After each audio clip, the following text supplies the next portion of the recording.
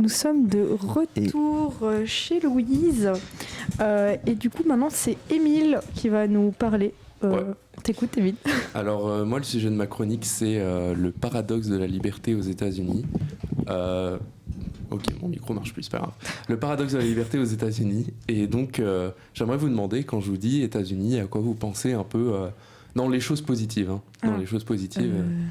Entrepreneuriat. Ok. Argent. Ouais. Le rêve américain. Ouais, American voilà. Dream. Le rêve ça. américain, c'est par là que je vais aller. Je vais mener la conversation vers ça. Et donc, quand on dit Amérique ou US, on pense souvent à la liberté. Or, en fait, les US sont remplis de paradoxes au niveau de la liberté. Alors, je vous préviens, ça va être très engagé. Et ce n'est que mon avis. Et voilà. Mais donc, je vais commencer par vous expliquer quelque chose qui me paraît assez bizarre, paradoxal. C'est que aux États-Unis, la prison est un business. Oh. La prison génère des revenus et des profits. Okay. Donc, dans ce pays qui compte un quart de la population carcérale mondiale, donc ça veut dire qu'un quart des prisonniers sont dans des prisons aux États-Unis, on estime que ce business génère 79 milliards de dollars de revenus, dont 11 milliards de dollars de bénéfices. Alors moi, je vous demande, est-ce que c'est vraiment le pays de la liberté ? Mais comment ils proviennent d'où ces bénéfices ? Ils font travailler les prisonniers, parfois dans des... Donc, pour être tout à fait honnête, il y a certes une partie des revenus qui refinancent directement les prisons, mais en fait, tu as des groupes privés qui font travailler les prisonniers dans genre des McDo, des Walmart, des trucs comme ça. Après, est-ce que c'est pas plus mal ? Parce que ici, par exemple, les prisonniers, ils font rien en prison. Et là, les faire travailler, ça les aide à se réinsérer dans la vie active. Alors que quand t'es en prison, t'as des liens avec personne, tu fais rien. Tu sors de prison, t'as rien dans ta vie. Oui, t'y retournes. Mais tu veux considérer ça comme de la main-d'œuvre bon marché, quoi. Parce que c'est comme ça. du coup, c'est des gens qu'on va pas bien payer et qui seront obligés de faire ce travail-là. Exactement, et c'est ça le souci, c'est qu'en fait ils n'ont pas de sécurité de l'emploi, ils n'ont pas le droit de se syndiquer, ils sont payés des cacahuètes, et en fait le revenu que ça génère retourne aux corporations qui gèrent les prisons. Et c'est ça le problème, c'est que là-bas, là-bas ils ne sont que des produits auprès de ces corporations. Moi je t'avoue que je trouve pas ça si mal, c'est peut-être horrible ce que je dis, mais s'ils sont en prison c'est pas pour rien, pourquoi est-ce qu'ils gagneraient de l'argent par rapport au mal qu'ils ont pu faire, quand t'as dit qu'ils étaient payés des cacahuètes, est-ce qu'ils sont vraiment payés des cacahuètes ? Non, mais en fait le paradoxe là-dedans c'est que c'est le pays de la liberté, pourtant on exploite les prisonniers au lieu de chercher à les réinsérer dans la société. Ok, ils sont peut-être en prison pour une raison, mais il y a aussi un problème systématique aux États-Unis de pourquoi on emprisonne les gens et qui on emprisonne, surtout genre voilà, là-dessus ça c'est un autre problème. Un autre paradoxe aux États-Unis au niveau de la liberté, c'est que les États-Unis sont classés 45e mondial sur 180 pays sur l'index de la liberté de la presse, de l'indépendance de la presse. En fait, c'est combien t'as dit ? Sur 180. Donc c'est pas si mal, mais c'est quand même pas ouf pour un pays qui se prône comme étant...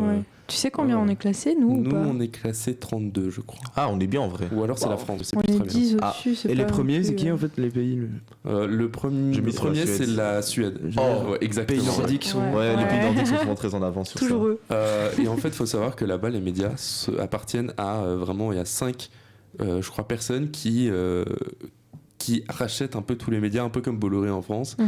Et du coup, l'indépendance de la presse n'est pas du tout garantie parce qu'elle est vachement politisée, exactement. Et donc, en fait, comme c'est des personnes privées à qui appartiennent les médias, et ils peuvent très facilement influencer l'opinion politique des gens via ces plateformes-là. Et d'ailleurs, là-bas, on voit bien que on nous dit oui, vous êtes vraiment libre de faire ce que vous voulez, mais par contre il y a 2 partis pour lesquels voter, et si vous n'êtes pas content, vous n'êtes pas content. D'ailleurs, quand vous votez, c'est des grands électeurs qui choisissent à votre place, donc au pire il va pas choisir ce que vous avez choisi. Et aux États-Unis, ça dit quoi ? Il y avait 5 grands... 5, en gros il y a plusieurs corporations ou alors personnes à qui appartiennent les médias, c'est des milliardaires ou quoi, qui rachètent des médias comme ça. Ils peuvent, par exemple, ils disent fais plein de reportages ou de la pub pour tel produit que je lance, et hop, ils se font plein de thunes, ou alors influence telle politique, comme ça moi ça revient à mon entreprise. Moi ce qui me choque, c'est qu'en faisant ça, ils sont quand même 42e, c'est-à-dire qu'il y a vraiment pire. Et ça, c'est inquiétant, tu vois. Bien sûr qu'il y a pire. Oui, enfin, il y a aussi les trucs où carrément on fait taire les médias, tu vois. Mais là, genre, ils sont quand même genre manipulés, ils sont quand même 42e. Enfin, Oui, mais c'est manipulé, ça va, ils ont le droit de publier quand même, non? On va pas se plaindre. ouais, mais c'est manipulé, mais comme il dit, enfin, c'est la liberté de la presse, t'as le droit normalement de dire. Je pense ce que t'as dans la envie de dire, majorité tu des vois. pays, il n'y a pas vraiment de Oui, liberté de la oui, presse. clairement, Donc, oui.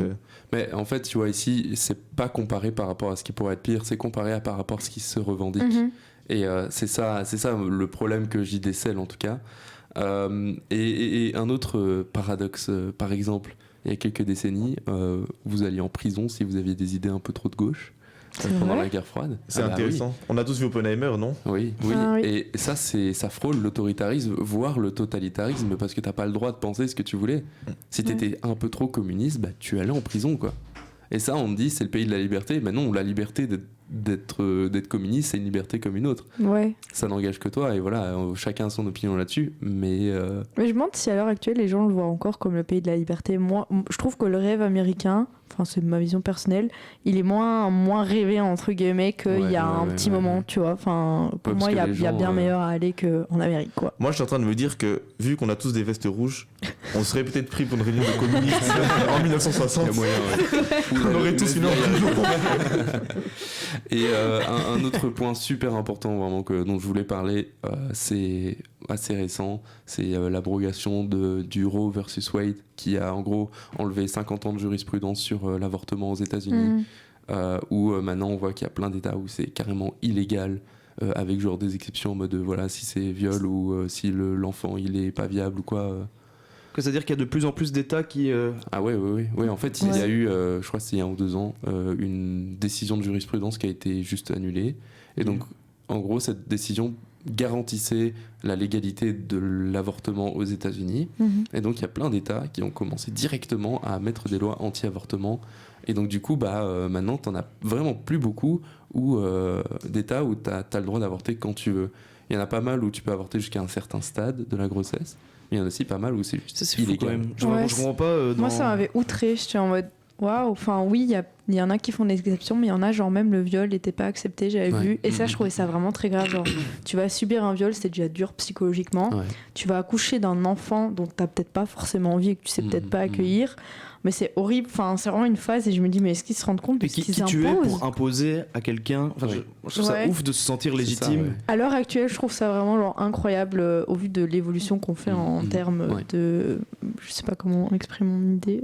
Voilà. Vous avez En compris termes de l'idée. droit, Oui, tout court. en termes de droit, oui. Droit humain, oui. Ouais. Mais c'est ça, mais moi j'ai vu une phrase très intelligente sur un bouquin qui dit que sans accès, il n'y a juste pas de choix. Et en effet, avoir recours à l'avortement, c'est une décision personnelle. Mhm. Mais au moins qu'on ait le choix de le faire, la liberté de le faire. Ce qu'il y a aussi, c'est qu'avec cette interdiction-là, ça a quand même poussé des gens à avorter de manière illégale dans Ouais. des conditions Tout à pas fait, top. ouais. Et au final, ce sera peut-être pire que bien parce que la personne elle-même peut y laisser sa vie vu que les Ouais. conditions seront pas au max. Ou alors il y a des gens qui vont se faire de l'argent là-dessus. Et je trouve que c'est pas vraiment, c'est pas très louable. Ouais, ouais. Enfin, on va se retrouver comme dans des pays où c'est pas légal et il y a des gens qui meurent juste pour ça ou qui se font bannir de leur famille ou quoi. Enfin, je Ouais. trouve que Mm. genre rien que pour la vie des personnes imposer ça, c'est horrible quoi. Ouais, ouais, ouais. Mhm. C'est clair. Et dans un truc un peu similaire aussi aux États-Unis, mais en gros, t'as pas vraiment le droit de tomber malade, sauf si t'as une assurance, quoi. Ouais. Et les assurances, encore, elles payent pas tout, hein. Est-ce qu'il y a un point positif à ta chronique, Emile? Non, je suis désolé, c'est extrêmement dark, mais voilà, genre. En fait, honnêtement, quand j'étais petit, j'étais à fond dans le rêve américain, je voulais trop y aller et tout. Et puis, genre, plus j'en entends parler, moins j'ai envie d'y aller, quoi. Parce que ce pays, c'est terrible, quoi. Ouais. Honnêtement, genre, tu te casses une jambe. Genre, j'ai écouté un podcast tout à l'heure qui disait que on estime que chaque année, il y a 650 000 Américains qui font faillite financièrement parce qu'ils peuvent pas se payer leurs soins de santé, hein. Il y a grave. il y a des vidéos de mecs qui s'enfuient dans des ambulances pour ne pas avoir à payer l'ambulance. Ouais. C'est Non, mais effrayant. c'est un délire. Genre, le droit Mais ils sont de censés prendre gagner votre plus, santé. par contre, dans leur travail de manière générale. Ouais, Ou mais même en pas fait, spécialement en fait. Je sais pas, c'est ce qu'on dit. c'est l'argument qu'ils avancent où ils disent oui, mais nous on n'a pas le soin de santé universel, ok, mais du coup au moins on gagne plus d'argent, on est plus riche et tout, alors qu'en pratique les chiffres disent que non, et que à la limite ça coûte plus cher à la société de ne pas mettre de soins de santé universel que ça, parce qu'au final c'est qui s'en met plein les poches, c'est les corporations privées qui Ouais. font tout plein de Mais taxis pour papier de c'était quel taxes. président qui avait lancé, j'ai oublié son nom. je suis Obamacare. trop- Obama, il avait lancé ça et c'est Trump, quand il est arrivé au pouvoir, il a. Il a fait hop, non. Non, ça sert à rien. Ouais, c'est ça, il a signé Et je le trouve truc, ça grave. Après, ce qu'il faut savoir, c'est que même genre en Belgique, par exemple, la sécurité sociale est extrêmement bien. Genre, je pense que Ouais. ailleurs dans le monde, genre, on est vraiment au max. Tu vois, même en France, la sécurité sociale est pas au même niveau que Ouais. la nôtre. Genre, on est encore meilleur entre guillemets que ça. Donc, pour nous, c'est aberrant. Et genre, je trouve ça triste parce que il y a des gens qui vont se traîner des maladies de zinzin ou juste aller chez le dentiste pour t'enlever du tartre. Ouais. Ça va coûter 8 000 un bras. Oui, Ouais, ouais, ouais. 8 000 € pour t'enlever du tartre, quoi. Alors Tu hypothèques que- ta maison pour avoir des belles dents. Mais des dents blanches. sans déconner, genre, il y a des gens, ils tombent malades et ça les met eux et leur famille à la rue. Il y a Mhm. sûrement des facteurs externes, évidemment, que parfois il y a plusieurs choses qui jouent là-dedans, mais se dire que t'as pas la liberté de tomber malade alors que c'est pas quelque chose qui. Le C'est délire. très inégalitaire, quoi. Ouais, Ouais. oui, de oui, nouveau. c'est ce le niveau-là. clivage entre Bon, les c'est pas un riches et les pays pauvres. très égalitaire en Ah, non, général. non. hein, Papa, pourquoi tu roules la voiture? Baptiste a encore attrapé la rougeole. Mais au moins, il rigole bien. Il y a un point positif, on rigole. Mais donc vraiment, c'est pour ça que je me suis dit, je réfléchissais et je me dis, mais en fait, ce pays qui se revendique comme étant le rêve américain, tu peux tout faire ce que tu veux aux États-Unis.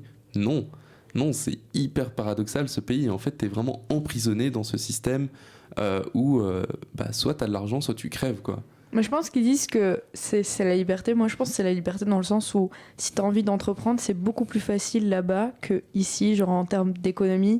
Et c'est quand même plus libéré que chez nous, par exemple. Mais même pas nécessairement, parce qu'en fait, grimper l'échelle sociale là-bas, c'est extrêmement difficile. Ouais. Quand tu démarres avec rien, il y a des gens qui démarrent avec rien et qui réussissent, mais quand tu compares avec la quantité de personnes qui démarrent avec des conditions favorables et qui réussissent, en fait, tu te rends compte que, en gros, les gens qui démarrent de rien et réussissent, c'est juste des cas à part, Ouais. et un peu les exceptions qui confirment la règle. Et donc entreprendre là-bas, oui, ok, il y a des facilités administratives, mais il y a surtout des facilités pour les gens qui ont déjà du pognon, quoi. Ça, oui. Mais ça, c'est comme un peu partout. je Ouais, pense. ouais, aussi. Mais c'est particulièrement L'argent exacerbé. ouvre des portes, hein, Ouais, c'est pas ça faux. c'est clair. Donc voilà, c'est la fin de ta chronique, Émile. Déprimez pas, s'il vous plaît. Bonne chute, Monique.